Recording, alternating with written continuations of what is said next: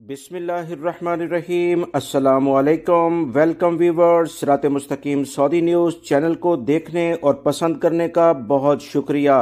अगर आप मेरे चैनल पर नए व्यूवर हैं तो प्लीज़ मेरा चैनल को सब्सक्राइब लाजमी करिएगा और बेल बटन में ऑल के ऑप्शन को सिलेक्ट कीजिएगा ताकि तमाम वीडियोस बर वक्त आपको मिलती रहें।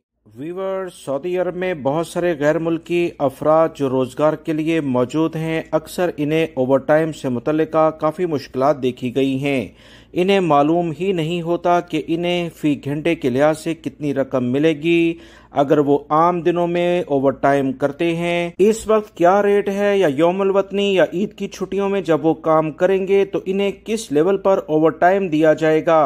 मुख्तसरन इस वीडियो में आपको तफसीलात शेयर की जाएंगी, लिहाजा वीडियो मुकम्मल देखिएगा ताकि पूरी बात समझ में आ सके। सऊदी लेबर ऑफिस की जानिब से कुछ ताज़ा तरीन अपडेट जारी की गई हैं कि यौमुल वतनी हो या ईद की छुट्टियां, इसमें कोई भी गैर मुल्की या सऊदी शहरी जब काम करेगा तो उसकी टोटल सैलरी जो आती है उसे घंटों के लिहाज से तकसीम किया जाएगा। मिसाल के तौर पर आपकी 3000 अगर सैलरी है तो उसे 12 से ज़रब करें तो पूरे साल की सैलरी 36,000 आती है। इस 36,000 सैलरी जो आपकी साल के लिहाज से बनी उसे 52 हफ्तों के लिहाज से तकसीम किया जाएगा तो फी दिन की तकरीबन 692 सैलरी बनती है। 692 को आप 8 से तकसीम करेंगे क्योंकि रोजाना की बुनियाद पर 8 घंटे काम करने की इजाजत होती है तो तकरीबन 87 रियाल फी घंटे के लिहाज से बनते हैं। अब इसमें आपने बुनियादी तनख्वाह जैसे आपकी अगर 1000 है तो उसे आप 2 से तकसीम करें जो कि 50% आपकी बेसिक बनेगी तो तकरीबन ये 500 रियाल है। इसे आपने 30 से तकसीम करना है तो 16 रियाल फी दिन बेसिक तनख्वाह बनेगी। इसे मजीद 8 घंटों के लिहाज से आप तकसीम करेंगे तो बेसिक तनख्वाह का जो फार्मूले के लिहाज से हल निकल रहा है वो 2 रियाल फी घंटा निकलता है।